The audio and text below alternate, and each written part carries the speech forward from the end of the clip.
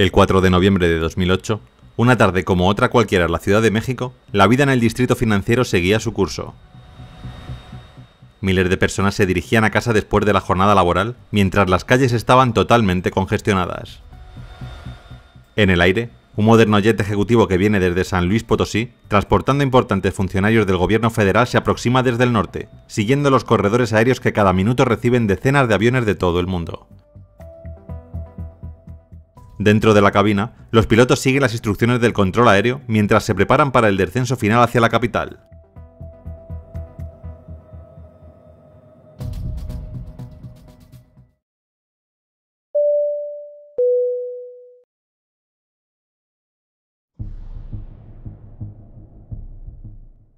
...4 de noviembre de 2008... Aeropuerto Internacional de San Luis de Potosí, México. Son las 5:30 de la tarde, y aquí, un jet ejecutivo del gobierno mexicano se prepara para salir con personalidades políticas importantes a bordo. El vuelo de esa tarde tenía previsto partir del Aeropuerto Internacional de San Luis Potosí con destino al Aeropuerto Internacional de la Ciudad de México. Un recorrido breve, de poco menos de una hora, atravesando el altiplano central antes de aproximarse al congestionado espacio aéreo de la capital. El plan de vuelo contempla ascender hasta los 27.000 pies de altitud y luego descender hacia el Bor Mateo, punto de entrada obligado para los aviones que llegan desde el norte. Desde allí, la aeronave seguiría el procedimiento de aproximación por instrumentos hacia la pista 05 derecha de la ICM, uno de los accesos más concurridos del país.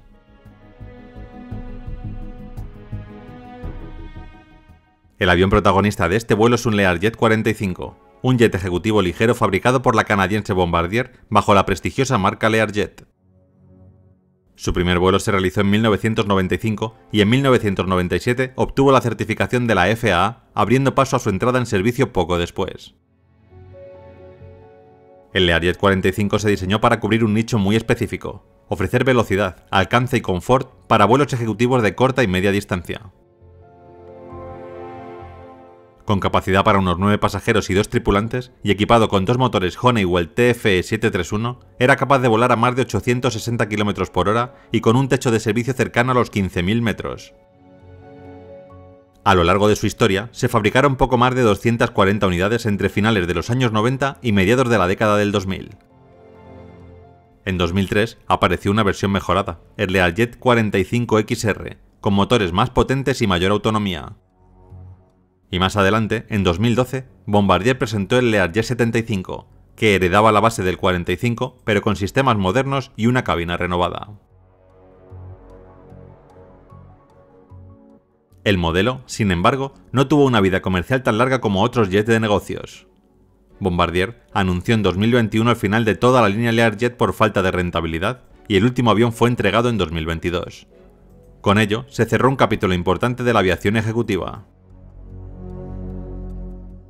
El Learjet con matrícula XC-VMC pertenecía a la Secretaría de Gobernación de México. Aunque registrado como aeronave oficial, su operación y mantenimiento estaban subcontratados al Centro de Servicios de Aviación Ejecutiva SA. En ese momento, la aeronave era utilizada habitualmente para transportar a altos funcionarios del gobierno federal. Este día llevaba a bordo al secretario de Gobernación, Juan Camilo Mourinho, figura política clave y considerado el delfín del presidente Felipe Calderón.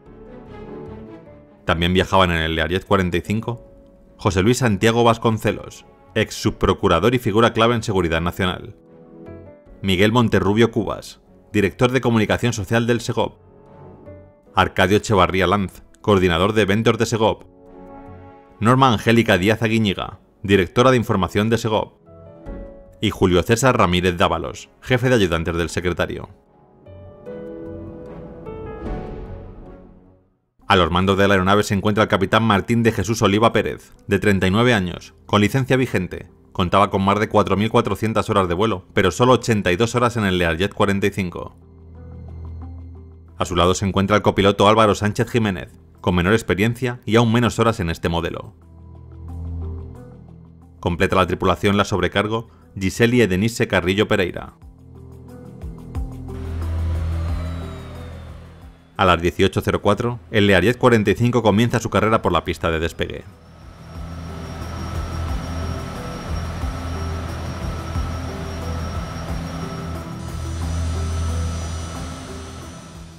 Se elevaron sin problemas y comenzaron su trayecto hacia Ciudad de México.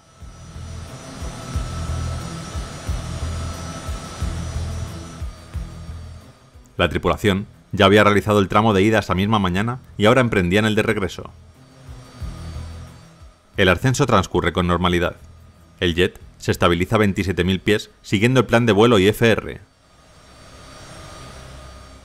La meteorología es tranquila, visibilidad excelente y sin turbulencias significativas. Sin embargo, esa calma atmosférica será clave en el transcurso del vuelo.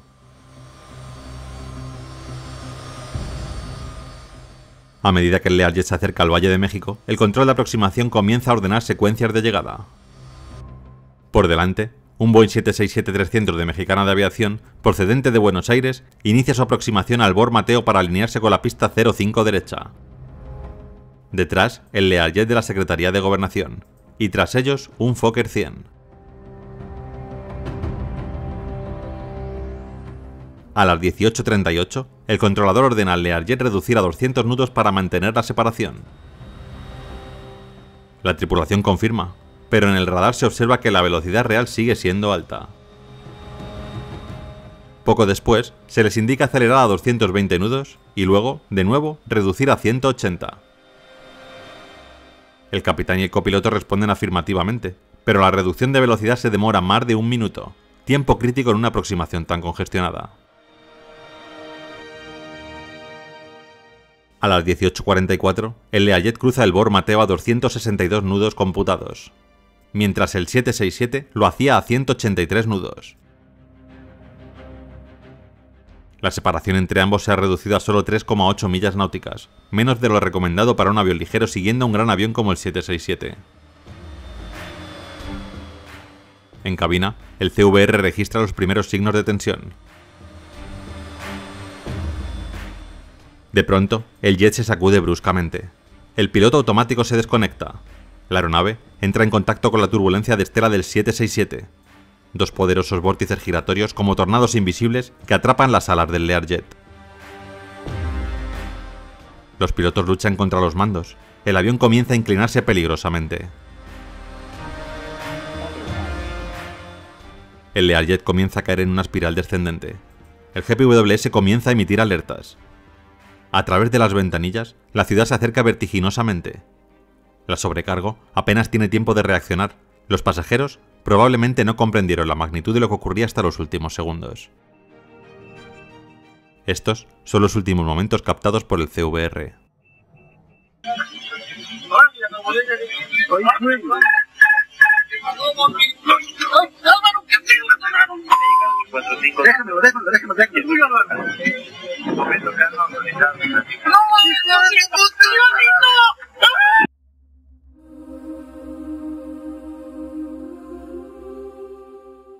Un instante después, a las 18:46, el avión impacta contra la calle Montepelvoux, en Lomas de Chapultepec. La explosión consume al instante la aeronave, incendia decenas de vehículos y alcanza a transeúntes. Edificios de oficinas sufren daños estructurales y la zona entera queda envuelta en fuego y humo.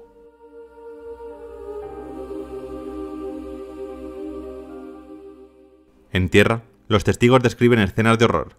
Personas en llamas, estallidos secundarios, cables eléctricos cayendo y una onda expansiva que hizo temblar los edificios. Muchos pensaron en un atentado. La confusión fue total. Las 9 personas a bordo fallecen en el impacto.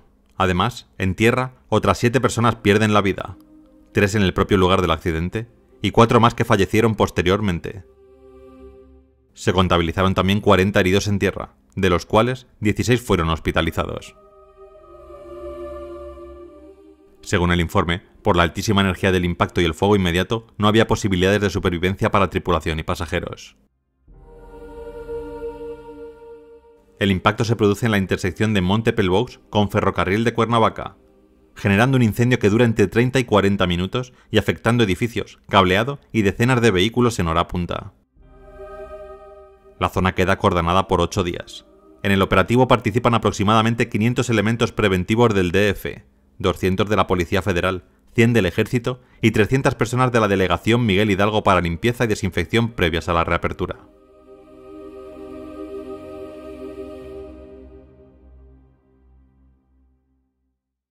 ¿Qué había pasado?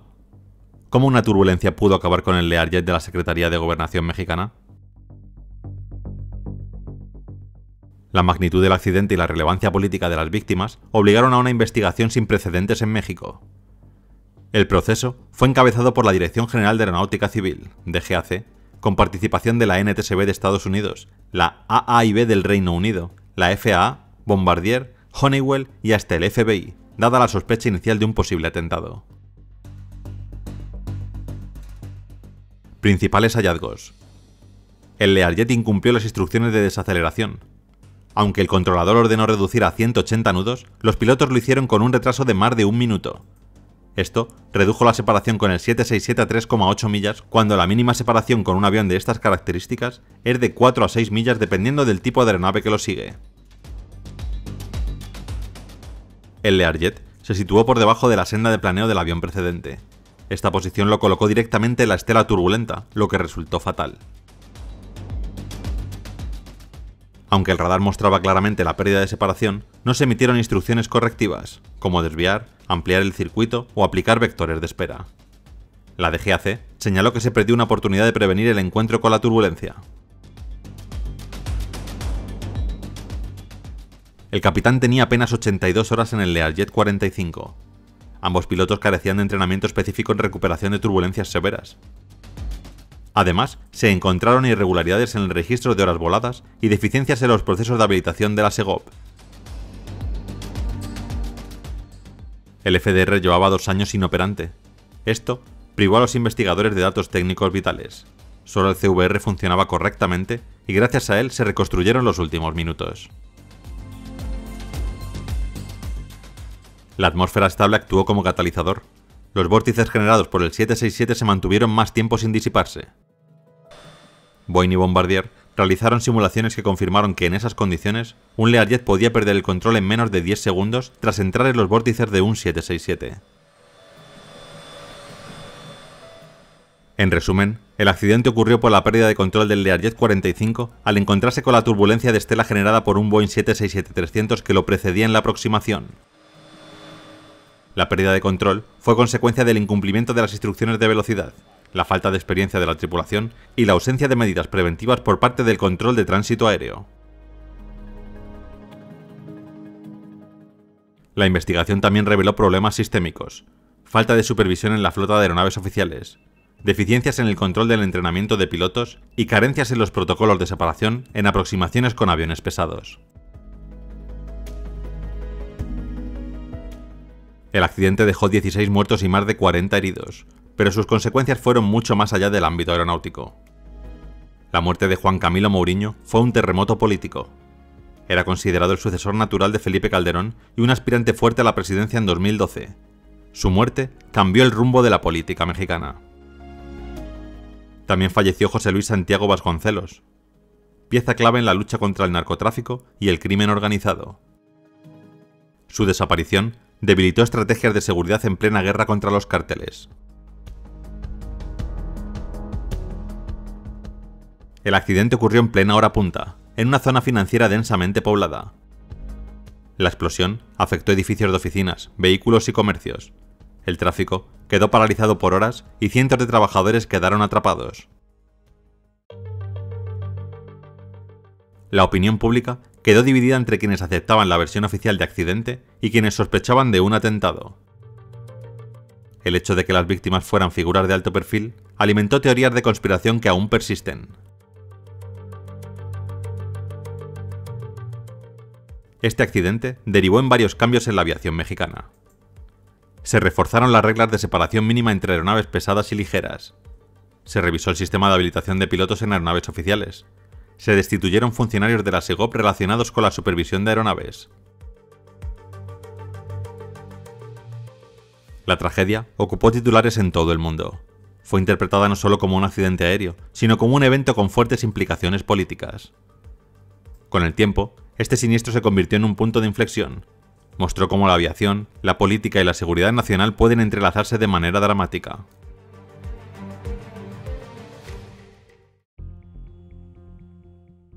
El accidente conmocionó a México. La muerte de Mouriño truncó lo que muchos consideraban una carrera meteórica hacia la presidencia. la confianza en la seguridad aérea gubernamental quedó gravemente dañada.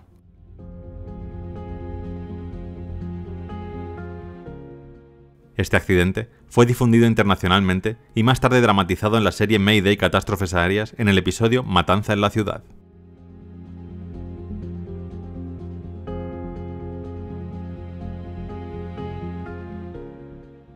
Este accidente recordó al mundo que incluso en vuelos cortos, con aviones modernos, un error de procedimiento puede ser fatal.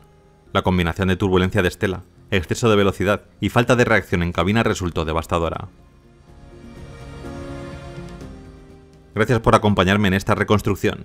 Si te interesa conocer más sobre los secretos y lecciones de la aviación, te invito a suscribirte al canal para no perderte las siguientes reconstrucciones.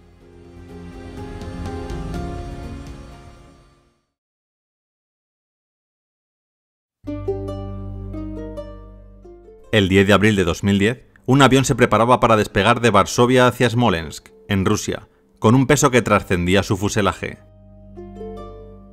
A bordo, 96 almas, entre ellas el presidente de Polonia. En la ciudad rusa de destino, 70 años atrás, en 1940, la masacre de Katyn dejó una herida imborrable. 22.000 oficiales polacos ejecutados en secreto por la NKVD soviética en un bosque cercano. Todos los cuerpos fueron arrojados a fosas comunes para borrar un capítulo de traición y horror. Lo que hoy comienza como un vuelo solemne para honrar a los caídos, puede convertirse en una pesadilla en tan solo unos minutos.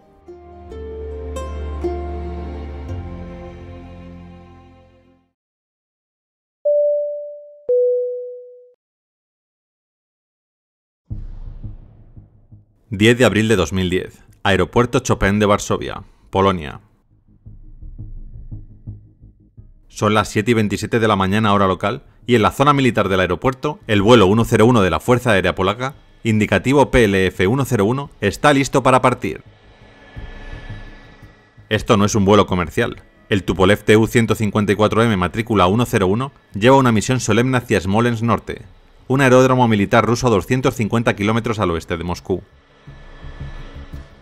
El viaje conmemora el 70 aniversario de la masacre de Katyn, donde 22.000 oficiales polacos fueron ejecutados por los soviéticos en 1940.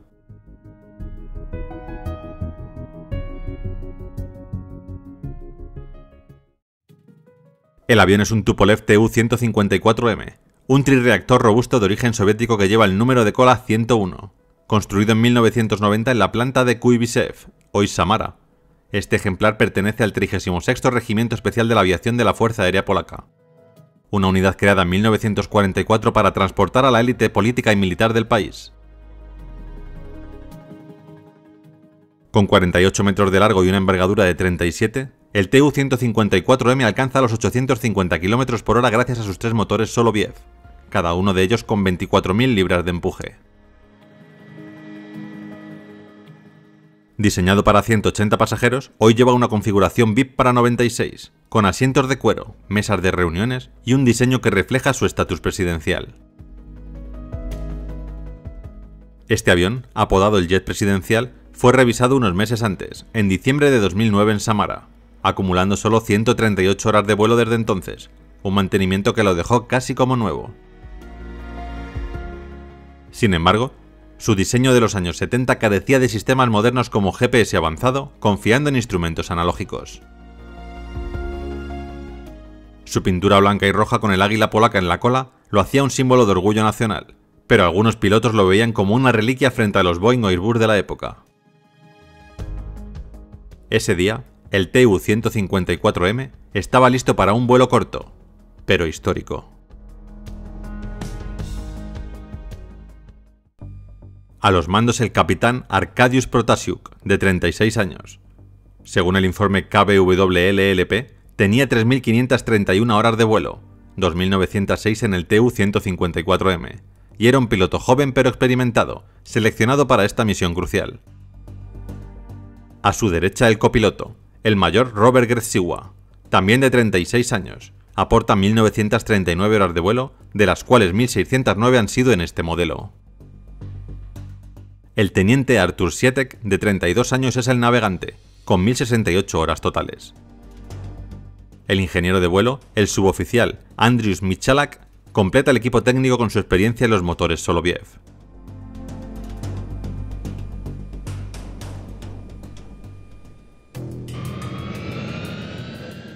A las 7:27 de la mañana, el capitán Protasiuk empuja los aceleradores y los 3 motores del Tu-154M rugen, haciendo temblar la pista 33.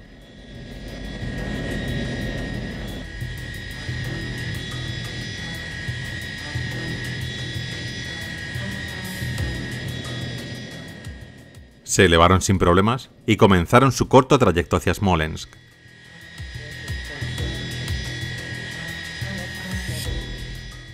Los pasajeros, muchos aún adormilados por la hora temprana, se acomodan en sus asientos VIP mientras el avión asciende a 33.000 pies, cruzando Polonia hacia Bielorrusia para luego entrar en Rusia.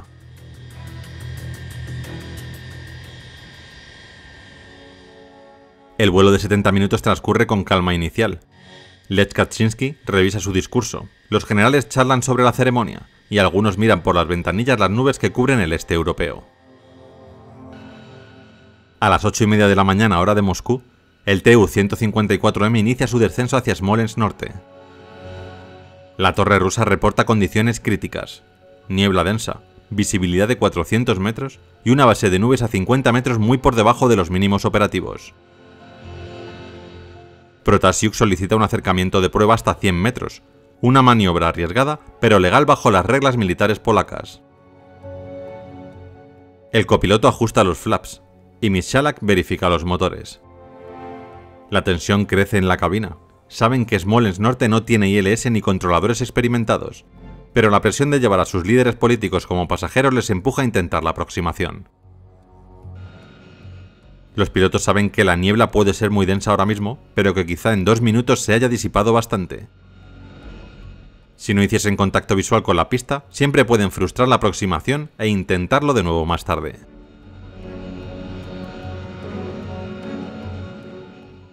Son ya las 08:39 en Moscú.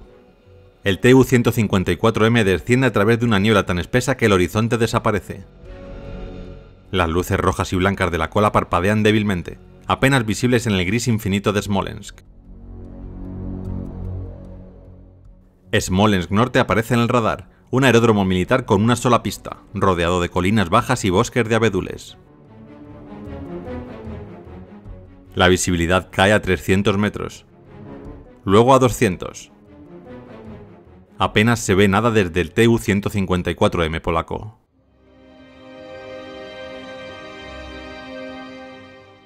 El vuelo 101 sigue descendiendo a través de la niebla. Mientras, el terreno sube 15 metros por kilómetro. Hay árboles de 10 a 15 metros salpicando el paisaje, ocultos por la bruma. A 2.500 metros de la pista, el altímetro marca 300 metros sobre el nivel del mar, unos 150 metros sobre el suelo. Poco después, el TAWS comienza a resonar en la cabina. Pero el general Andriusik Blasik, jefe de la Fuerza Aérea que está en la cabina de los pilotos, exige un intento de aterrizaje. Los pilotos le hacen caso y continúan el descenso. A tan solo 1.800 metros del aeropuerto, el avión alcanza una altura de tan solo 100 metros. Las copas de los árboles emergen como fantasmas en la niebla. Sietek grita: ¡100 metros! ¡Aborta! El capitán Protasiuk desconecta el piloto automático y tira de los controles para un go-around. Los motores rugen al máximo. Se encuentran a 1.100 metros del aeropuerto, el avión a tan solo 80 metros sobre el suelo.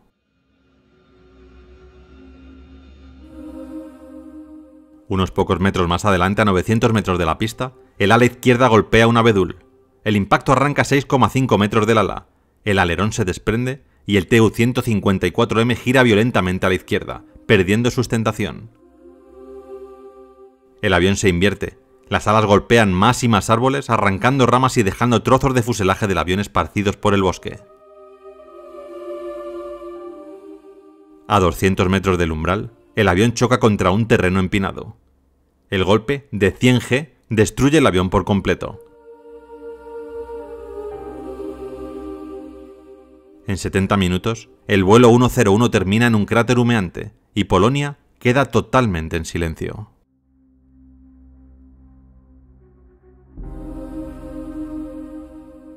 A las 8:41 el estruendo sacude Smolensk Norte. Los restos del Tu-154M arden a 200 metros de la pista 26. Un caos de metal retorcido y fuego entre los árboles. La cola está arrancada a 50 metros del fuselaje, las alas hechas añicos y el morro hundido en un cráter de tierra negra.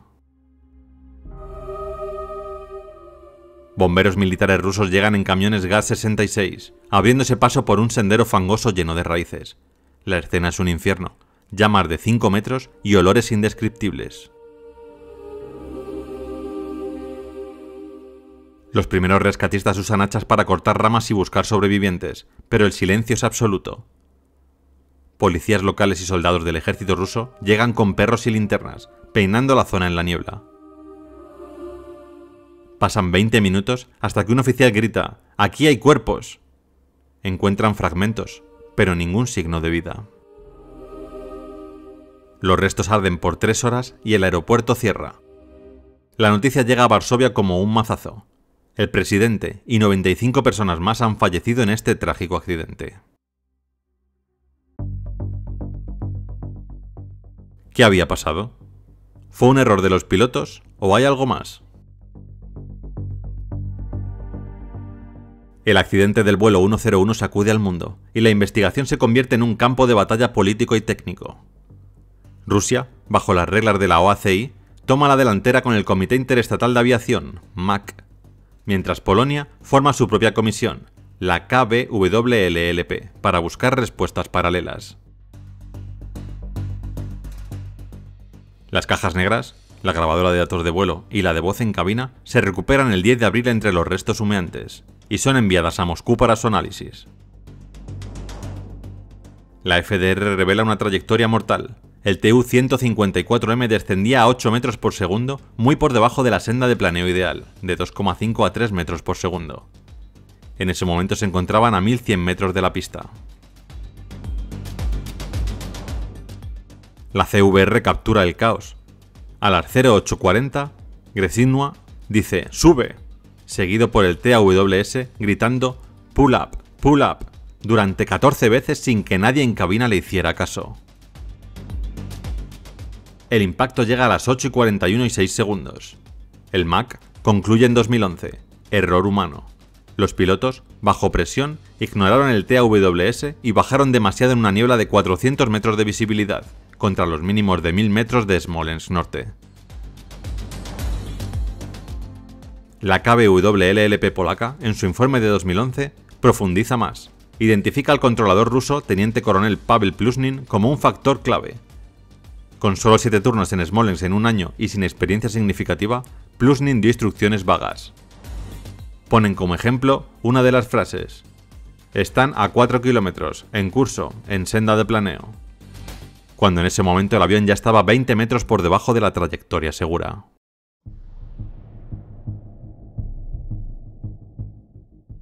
Su colega, Víctor Ryshenko, admitió en la investigación que no tenía información adecuada en inglés aeronáutico, obligatorio por la OACI. Por su parte, el aeródromo era un desastre. Carecía de un ILS completo, usando solo un sistema NDB obsoleto, y tenía árboles de 10 a 15 metros de altura, más altos que el límite de 8 metros permitido en zonas de aproximación.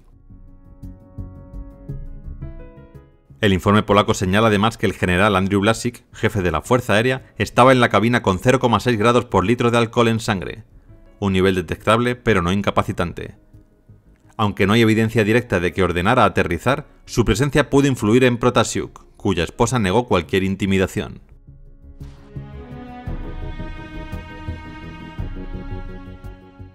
La investigación se enreda en tensiones políticas. Polonia acusa a Rusia de retrasar la entrega de las cajas negras originales. Finalmente, solo recibirían copias, y de limitar el acceso a los restos, que permanecieron en Smolensk bajo custodia militar rusa. El MAC ruso no encontró fallos mecánicos. El Tu-154M estaba en buen estado tras su revisión en 2009, con motores operativos y combustible suficiente, unas 11 toneladas. Sin embargo, el avión carecía de un radar meteorológico avanzado, dejando a la tripulación ciega ante la niebla. La KBWLLP destaca un intento fallido previo a las 8:25. Protasiuk abortó un aterrizaje tras llegar a 120 metros, pero la presión por no llegar a la ceremonia tarde lo llevó a un segundo intento fatal.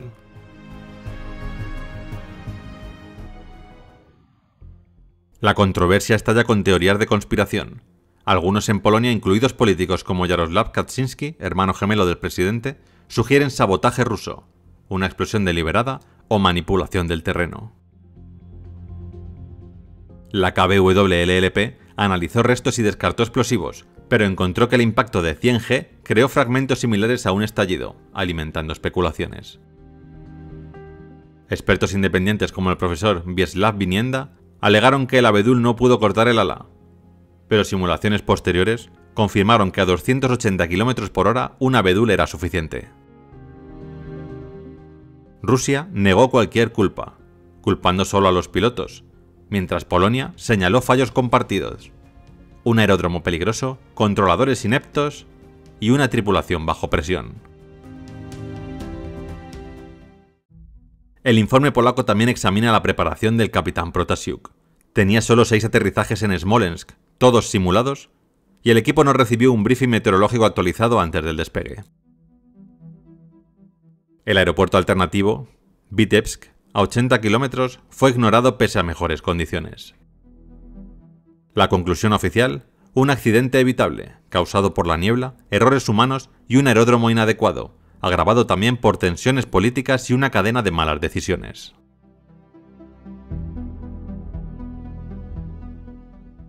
Este desastre reconfigura la aviación polaca. El gobierno prohíbe que líderes viajen juntos y disuelve el 36º Regimiento en 2011, retirando los Tu-154M. Rusia, por su parte, corta los árboles cerca de Smolensk Norte y promete modernizar el aeródromo, aunque seguirá siendo militar. La OACI exige que los ILS de pistas no operativas se desactiven y refuerza el entrenamiento en inglés para los controladores de todos los países. Polonia adopta normas más estrictas para los vuelos VIP, usando aviones comerciales modernos. El vuelo 101 es una doble tragedia: Katyn y Smolensk unidas por la historia. Este Tu-154M dejó un vacío del que Polonia se sigue resintiendo. ¿Qué crees tú? Comparte tu visión en los comentarios. El accidente de Smolensk no solo dejó un cráter en la tierra, sino también en el alma polaca, abriendo una caja de Pandora de controversias y teorías que aún resuenan. Apenas horas después del choque, Artur Gorski, diputado del Partido de Ley y Justicia, afirmó que los controladores rusos recibieron órdenes de bloquear el aterrizaje para evitar que el presidente Kaczynski llegara a Katyn. Jarosław Kaczynski, hermano gemelo del presidente y líder del partido Ley y Justicia, y Antoni Macierewicz, jefe de una subcomisión de investigación, ha sostenido por años que fue un asesinato orquestado por Rusia. En 2016, Macierewicz, entonces ministro de Defensa, lo llamó el primer disparo de una guerra contra Europa, apuntando a Vladimir Putin. El 30 de octubre de 2012, el periódico polaco Rzeczpospolita afirmó que se hallaron trazas de explosivos en los restos de las alas y cabina, desatando un escándalo, aunque luego se desmintió como error de interpretación de químicos no explosivos. La subcomisión de Macierewicz, creada en 2016, insistió en 2022 que 2 explosiones, una en el ala izquierda y otra en el fuselaje, derribaron el avión, basándose en análisis de Frank Taylor, un experto británico que cuestionó la investigación rusa como un fraude político. Taylor señaló que los fragmentos pequeños, más de 10.000, y la fuerza del impacto sugerían un estallido previo. Pero el MAC y la KBWLLP lo refutaron. El abedul y la velocidad de 280 km por hora bastaron para destrozar el ala. Sin pruebas concluyentes de sabotaje, el debate sigue. Para un 26% de los polacos fue un atentado, para otro 59% fue un terrible accidente.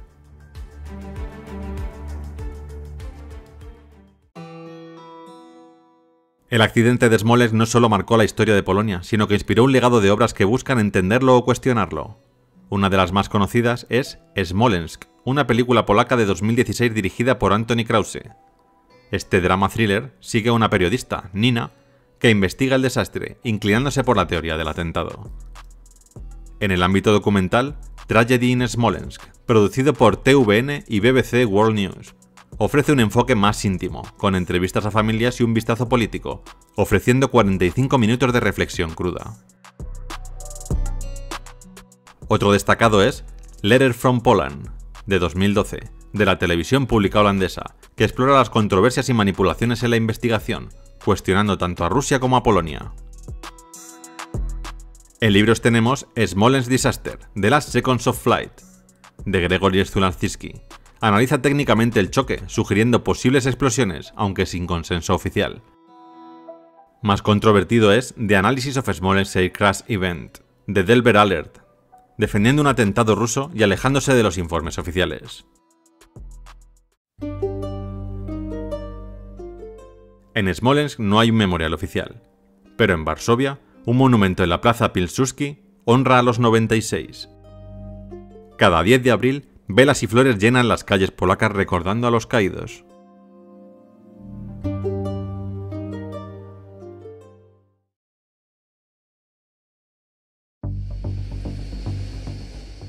A las 10 de la mañana hora local, 283 pasajeros y 15 tripulantes se preparan para partir en un Boeing 777 de Malaysia Airlines, el vuelo MH17, rumbo a Kuala Lumpur. Familias, turistas y profesionales suben a bordo, mientras el personal de tierra carga maletas y revisa los últimos detalles. En la cabina, los pilotos preparan un trayecto de 11 horas que los llevará sobre Europa del Este, una ruta común aprobada por las autoridades aéreas. Pero en el horizonte, sobre los campos del este de Ucrania, algo acecha en la penumbra de un conflicto olvidado por muchos. Un viaje que empieza como cualquier otro y que está a punto de cruzarse con un destino cruel e inesperado.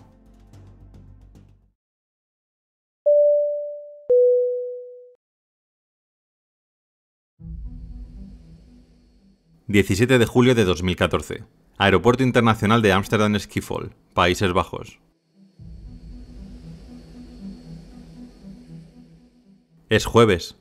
El aeropuerto, uno de los más transitados de Europa, opera bajo un cielo despejado con 20 grados Celsius y un 60% de humedad. Son las 9:50 de la mañana y aquí, el vuelo MH17 de la aerolínea Malaysia Airlines espera tener vía libre para salir rumbo a Kuala Lumpur, en Malasia.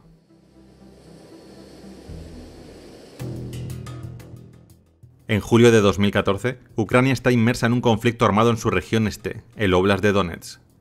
Desde abril, tras la anexión rusa de Crimea, separatistas prorrusos respaldados por Moscú luchan contra las fuerzas ucranianas, proclamando la República Popular de Donetsk. Para el 17 de julio la guerra ha cobrado más de 1000 vidas, según la ONU, y derribado varios aviones militares. Una N-26 el 14 de julio y un Su-25 2 días después, ambos con misiles desde tierra.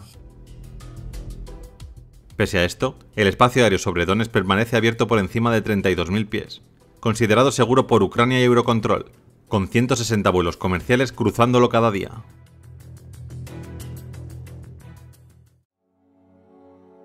El avión es un Boeing 777-200ER, matrícula 9MMRD, construido en Everett, Washington. Realizó su primer vuelo el 17 de julio de 1997, exactamente 17 años antes del día de hoy en 2014.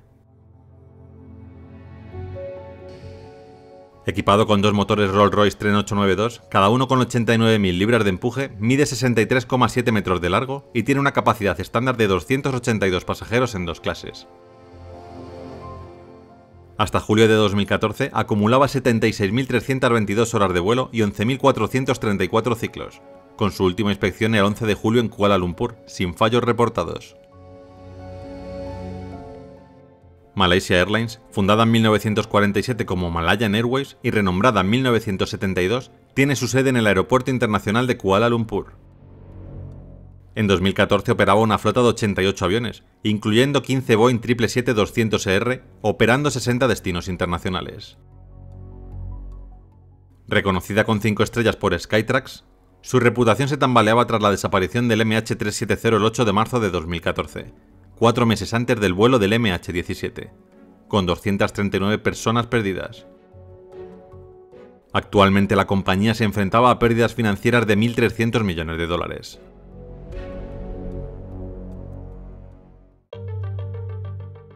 A los mandos, el capitán Eugene Chu Jin Leong, de 45 años. Con Malaysia Airlines desde 1991, tiene 17.000 horas de experiencia, incluyendo 7.000 en el Boeing 777. Casado con 2 hijos, vive en Kuala Lumpur. Junto a él, el primer oficial Ahmad Hakimi bin Hanapi, de 29 años. Se unió a la aerolínea en 2007 y suma 3.500 horas, 2.000 de ellas en el 777. Soltero, es descrito como un piloto meticuloso por sus compañeros. La jefa de cabina, Dora Sahila Binni Qasim, de 47 años y más de 20 años de servicio, supervisa a 14 asistentes. Los 283 pasajeros a bordo incluyen 192 neerlandeses, 44 malasios, 27 australianos y otros de 14 nacionalidades, incluidos 80 menores de 18 años. Entre los pasajeros está Joe Blanche, un renombrado experto en VIH rumbo al Congreso Mundial del SIDA en Melbourne. En total, 298 personas a bordo del 777. A las 10:14 de la mañana, por fin, el vuelo MH17 comienza a acelerar por la pista 36C.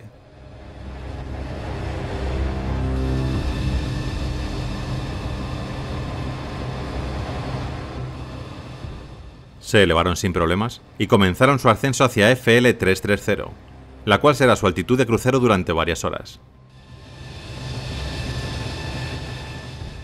El avión seguirá la ruta L980, aprobada por la Organización de Aviación Civil Internacional, OACI. Esta ruta atraviesa Bélgica, Alemania, Polonia y Ucrania, una vía habitual para vuelos euroasiáticos.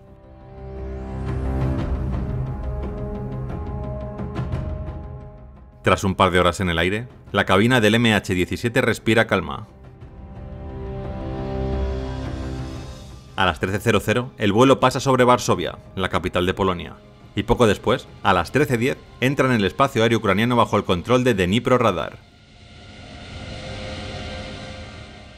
La tripulación, entonces, solicita subir al nivel de vuelo 350 para ahorrar combustible, pero la torre de control ucraniana lo deniega por tráfico cercano. Otro 777, este de Singapore Airlines, vuela a esa altura muy cerca de ellos, 25 millas al norte.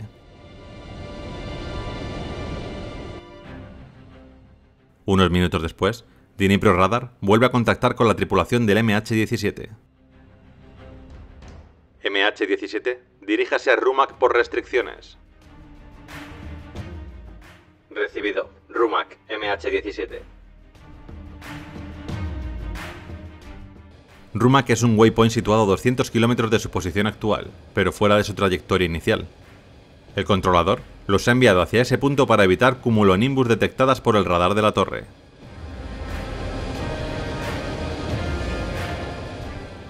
El MH17 modificó su rumbo a las 13:20. El avión vuela a 33.000 pies a una velocidad de 490 nudos, unos 905 km por hora, sobre el Oblast de Donetsk, en el este de Ucrania, una región en conflicto desde abril de 2014 entre fuerzas ucranianas y separatistas prorrusos.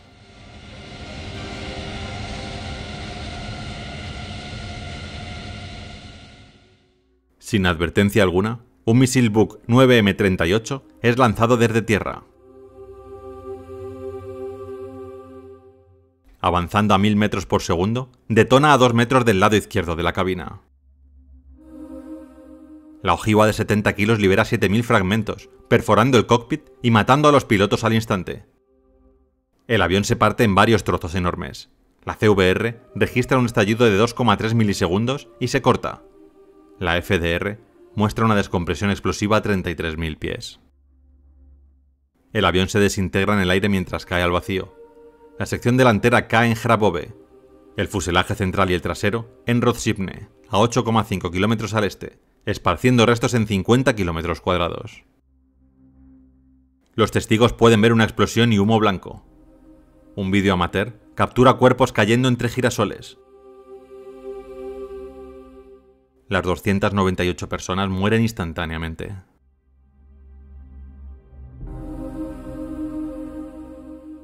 A las 16:30 hora local, campesinos en Hrabove, a 40 kilómetros de la frontera rusa, ven humo y corren al sitio, hallando un cráter de 10 metros, cuerpos y fragmentos entre cultivos. Separatistas de la RPD llegan a las 16:45, acordonando la zona y recolectando restos. El 18 de julio, observadores de la OSCE acceden, pero los combates cercanos retrasan la búsqueda. El 21 de julio, tras un alto el fuego ordenado por el presidente ucraniano Petro Poroshenko, se recuperan 282 cuerpos y 87 fragmentos, trasladados en trenes refrigerados a Kharkov y después a Eindhoven en Países Bajos el 23 de julio. Las cajas negras, halladas por separatistas el 19 de julio, se entregan a Malasia el 21 de julio y llegan a Farnborough, Reino Unido, el 23 de julio para su análisis.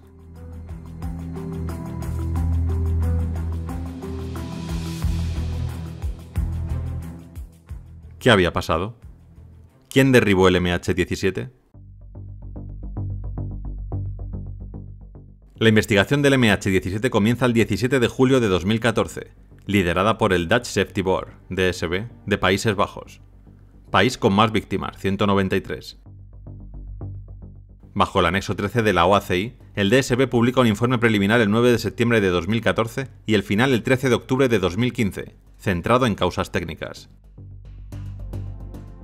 Paralelamente, el equipo conjunto de investigación, JIT, formado por Países Bajos, Australia, Bélgica, Malasia y Ucrania, inicia una pesquisa penal en agosto de 2014.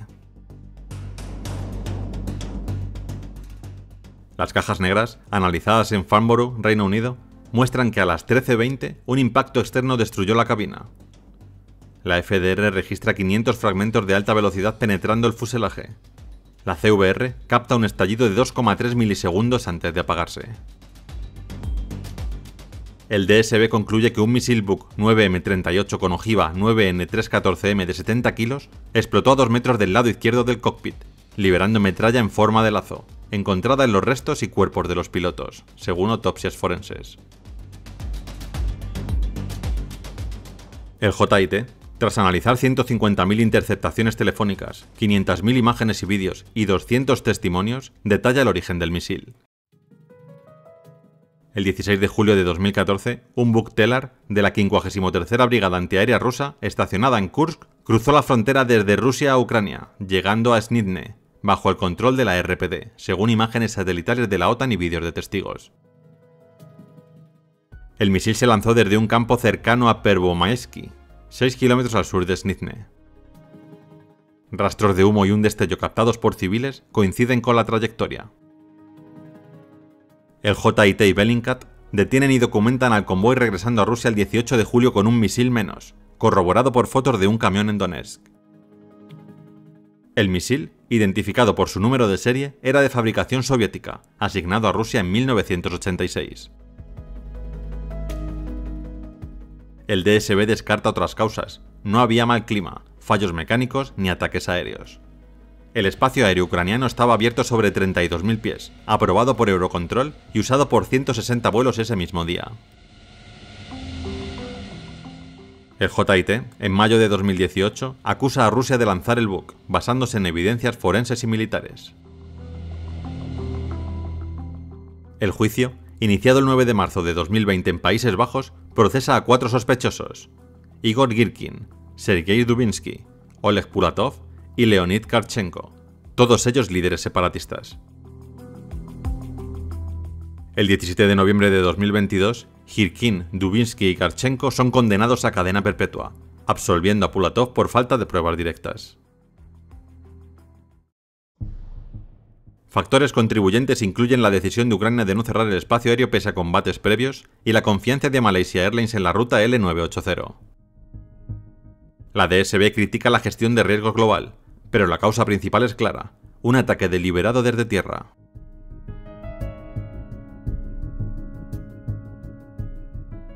Las 298 muertes desencadenan sanciones y un debate sobre responsabilidad que aún divide a Rusia y a Occidente. El derribo del MH17 desata controversias. Rusia niega responsabilidad, alegando en 2014 que un Su-25 ucraniano fue responsable. Pero el DSB refuta esto, ningún avión militar estaba cerca y el Su-25 no alcanza 33.000 pies ni lleva misiles compatibles. Otra teoría rusa de 2015 sugiere un buque ucraniano desde Zaroshenke, pero el HIT demuestra que esa zona estaba bajo control separatista y el misil era ruso por su número de serie. Por otra parte, algunos en Ucrania culpan a su gobierno por no cerrar el espacio aéreo, pero Eurocontrol lo consideró seguro. Las familias critican retrasos en el juicio y la negativa rusa a extraditar a los condenados alimenta las teorías de encubrimiento sin pruebas sólidas. Quizás la peor parte de toda la trágica historia del vuelo 17 de Malaysia Airlines es que 298 personas murieron sin razón alguna y con toda probabilidad los responsables nunca enfrentarán la justicia. El DSB recomienda cerrar espacios aéreos en zonas de conflicto. La OACI adopta en 2016 normas más estrictas para evaluar riesgos. Ucrania prohíbe vuelos sobre Donetsk desde julio de 2014. Malaysia Airlines retira el código MH17 y compensa a las familias con $50.000 iniciales por víctima. El juicio refuerza la cooperación internacional contra crímenes de guerra, pero Rusia veta una resolución de la ONU en 2015 para un tribunal global. El MH17 cambia la aviación. Las rutas evitan zonas de guerra y la seguridad aérea prioriza alertas tempranas. El vuelo 17 de Malaysia Airlines no fue un accidente, sino un acto de guerra que mató a 298 personas en un instante.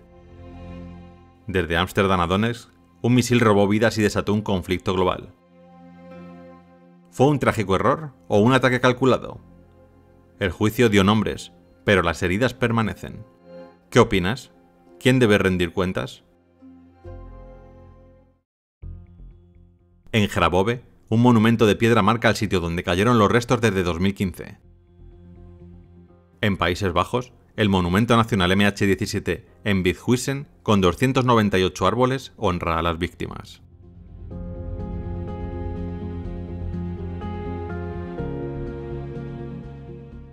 El vuelo 17 inspira obras como MH17 Call for Justice, de Bellingcat, publicada en 2019, que detalla la investigación. Mayday, en su temporada 19, episodio 2, recrea el caso. Libros como MH17, The Quest for Justice, de Yuri Felsinki, en 2020, analizan el impacto político.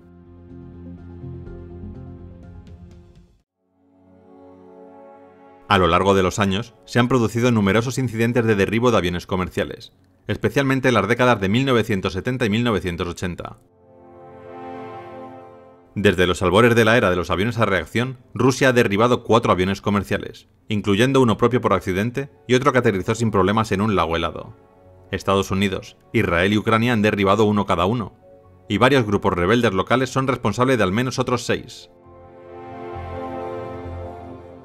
El accidente del vuelo 870 de Aerolínea Italia también se atribuyó a un derribo accidental por parte de la Fuerza Aérea Italiana, pero pruebas recientes han puesto en duda la determinación de que se tratara de un derribo.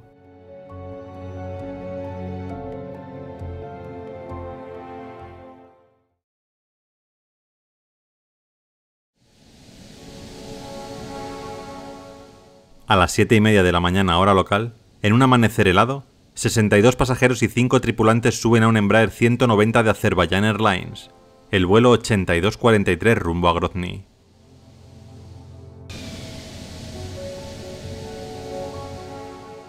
Es Navidad. El avión ya se alinea con la pista prometiendo un viaje breve por el Cáucaso.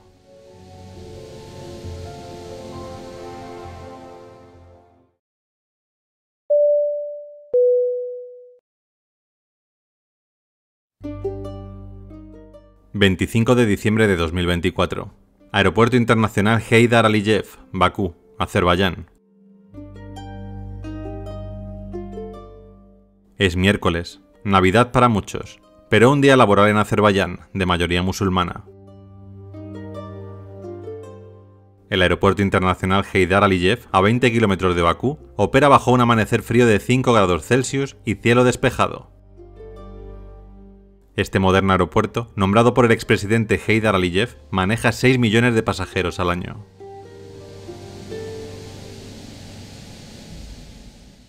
El avión es un Embraer 190AR, matrícula AKAZ65, entregado a Azerbaijan Airlines en 2013. Este jet regional, de 36 metros de largo, tiene dos motores General Electric CF3410C, con 20.000 libras de empuje cada uno. Y además, capacidad para 104 pasajeros, aunque lleva 62 en este día.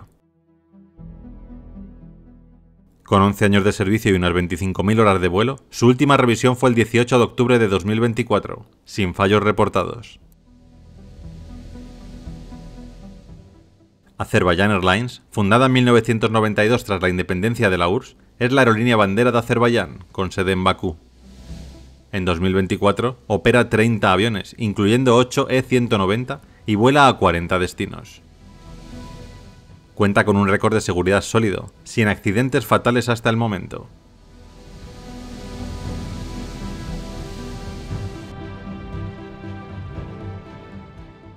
A los mandos el capitán Igor Kasnayakin, de 35 años. Con Azerbaijan Airlines desde 2015, tiene 8.000 horas de experiencia, 4.000 de ellas en el Embraer 190.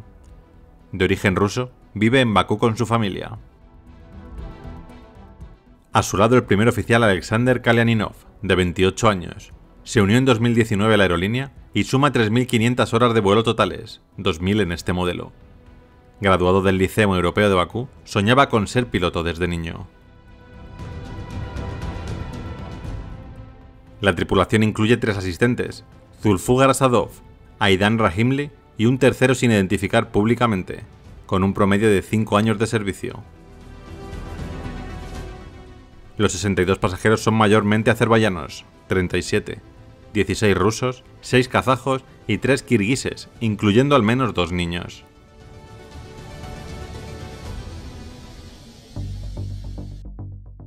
El 25 de diciembre de 2024, el Cáucaso Norte está en tensión. Desde la invasión rusa de Ucrania en 2022, drones ucranianos han atacado Chechenia, incluida la ciudad de Grozny. Esa mañana, a las 7:25 hora local, el Consejo de Seguridad checheno reporta drones sobre Grozny, activando defensas aéreas rusas. Rosaviatsia impone el protocolo Kovior, cerrando el espacio aéreo local, aunque no está claro si lo hace antes o durante el vuelo. A 800 kilómetros de allí, Ucrania lanza un ataque sobre el mar Caspio, cerca de la ruta del vuelo 8243.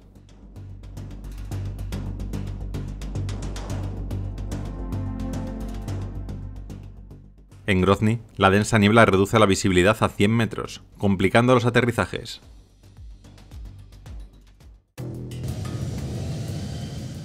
A las 7:55 de la mañana, el vuelo 8243 tiene luz verde para despegar.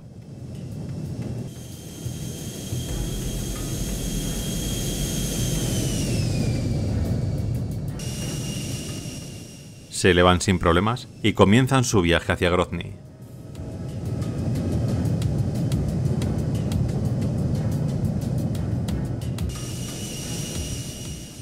El avión asciende a FL-270 siguiendo el corredor del Caspio hacia Grozny, a 410 nudos, unos 760 km por hora.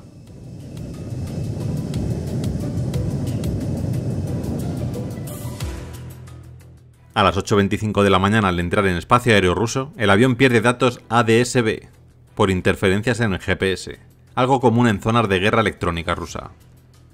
Este protocolo permite a las aeronaves transmitir su posición, velocidad y otros datos a estaciones terrestres y a otras aeronaves.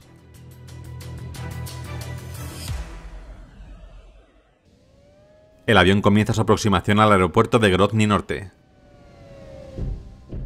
Pero rápidamente los pilotos ven que el aterrizaje es imposible debido a la niebla y abortan. Pocos minutos después, intentan otra vez el aterrizaje. Pero las condiciones no han cambiado y vuelven a abortar el aterrizaje.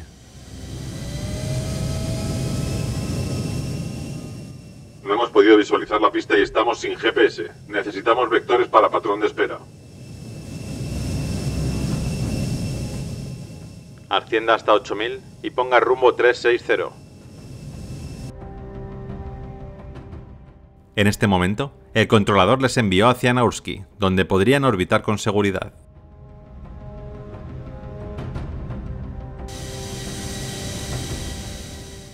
Pero a las 8:35, el avión sufre una sacudida acompañada de una pérdida de control. El copiloto rápidamente marca en el transpondedor el código 7700, reportando una emergencia general. Aún no saben qué ha pasado, pero están heridos por un impacto externo. Perdemos el control de la aeronave. Hemos recibido un impacto en cabina.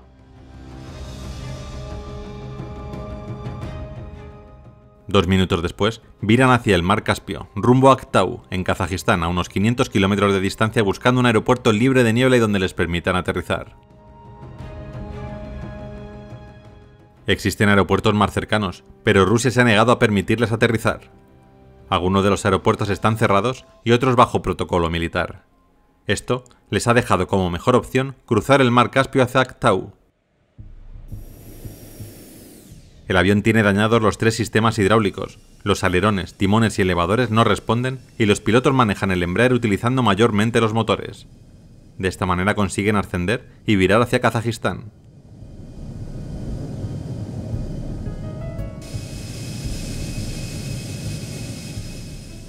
El errático vuelo es eterno en estas condiciones. Llevan 50 minutos en busca del aeropuerto de Aktau y todavía no ven tierra firme.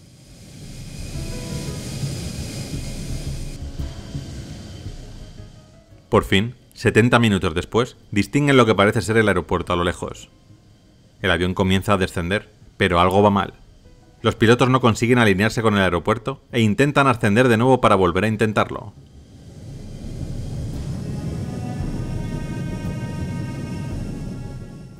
Con los pilotos heridos por metralla y el avión imposible de manejar, el siguiente intento correría la misma suerte.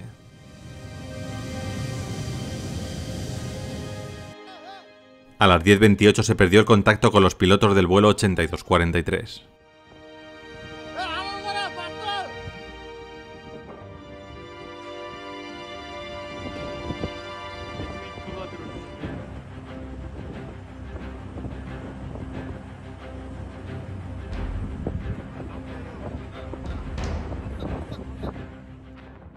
Dos minutos después, el avión impactó con el terreno golpeando primero con su ala derecha.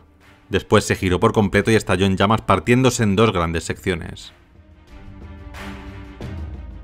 La explosión, combinada con el incendio que se produjo tras el impacto, destruyó la parte frontal de la aeronave. La sección trasera quedó boca abajo separada del resto del avión y permaneció en gran parte intacta.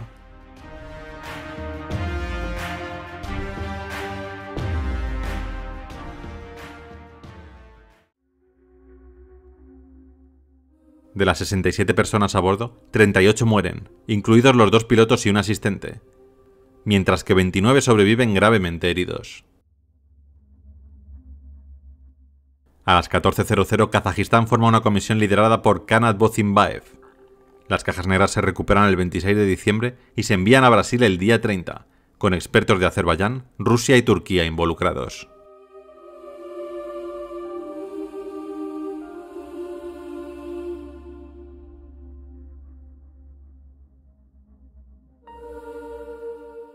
¿Qué había pasado? ¿Qué fue ese impacto externo que destrozó el avión?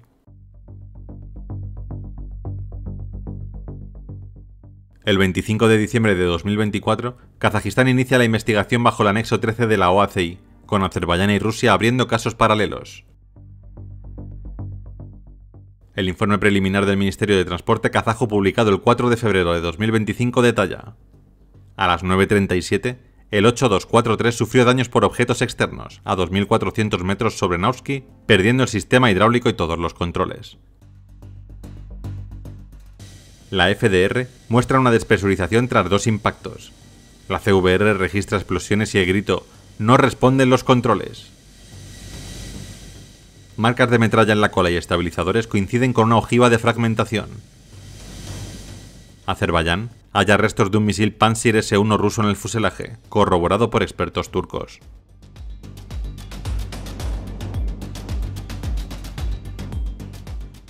El 26 de diciembre, fuentes azerbaiyanas a Reuters dicen que un Pantsir S-1 fue disparado sobre Grozny, detonando cerca del avión durante un ataque de drones ucranianos. Sobrevivientes como Rahimli reportan dos golpes externos y no la explosión de un cilindro de oxígeno como sugirió Rusia. El Pantsir con misiles 5.7 de 20 kilos, estaba en Chechenia luchando contra drones, según el Kremlin. A las 8:25, la interferencia GPS rusa cegó al 8243 y tras el impacto, Rusia negó aterrizajes de emergencia, ordenando cruzar el Caspio a Aktau. El informe kazajo descarta aves. El daño es incompatible con impactos biológicos.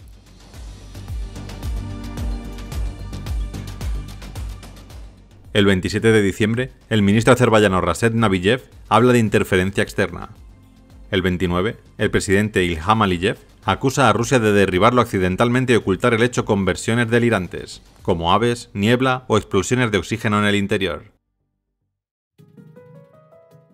Putin se disculpa el día 28, admitiendo un incidente trágico durante defensas contra drones, pero no asume culpa directa. Rosaviatsia dice que el protocolo Kovior cerró Grozny por drones a las 8:25 de la mañana, coincidiendo con la pérdida del GPS del Embraer de Azerbaijan Airlines. El 10 de enero de 2025, EASA cita el 8243 para advertir sobre vuelos en Rusia. A día de hoy, en marzo de 2025, el informe final sigue pendiente, pero el consenso apunta a un Pantsir S-1 disparado por error en entorno de guerra. Factores contribuyentes incluyen la niebla en Grozny, la guerra electrónica rusa y las decisiones de no cerrar el espacio aéreo civil pese a los combates. Los pilotos, sin controles, volaron cerca de 500 kilómetros heridos, un acto heroico según expertos. Este caso reabre debates sobre seguridad aérea en zonas de conflicto, llegando a compararse con el incidente del MH17 de 2014. El vuelo 8243 desata polémica. Rusia sugiere aves o niebla, pero expertos como Richard Aboulafia, de Turkey Today, rechazan esto. El daño es de metralla, no de pájaros. Ucrania dice que Rusia confundió el avión con un dron tras ataques en Grozny. Azerbaiyán critica la negación rusa de aterrizajes y el encubrimiento inicial. Algunos de los sobrevivientes refutan explosiones internas. Osprey Flight Solutions y Bellingcat señalan un Pantsir S-1. Algunos en la red social X especulan sobre un ataque deliberado, pero no hay pruebas.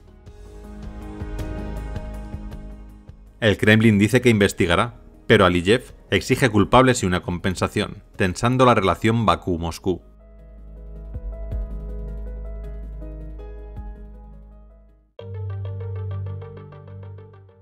La NTSB y la OACI piden cerrar espacios aéreos en conflictos. Azerbaijan Airlines suspende vuelos a Grozny y Makhachkala desde el 27 de diciembre de 2024. EASA reitera advertencias sobre Rusia el 10 de enero de 2025. Kazajistán y Azerbaiyán exigen transparencia. La FAA y ALPA revisan riesgos de guerra electrónica. El 8243, como el MH17, subraya el peligro de volar cerca de zonas bélicas.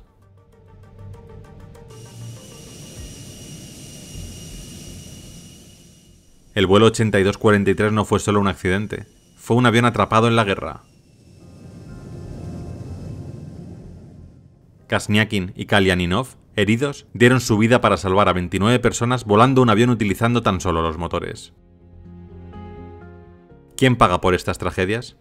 Puedes dejar tu opinión abajo en los comentarios. En Bakú, un memorial en el aeropuerto honra a la tripulación desde el 29 de diciembre de 2024. En Aktau, una placa marca el sitio del choque. Hasta marzo de 2025 no hay documentales ni obras completas, pero Mayday planea un episodio para 2026. Artículos de BBC y Reuters cubren el caso de manera bastante completa.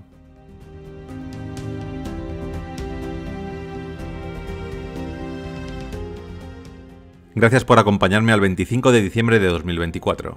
Recordad que esta historia está basada en el informe preliminar.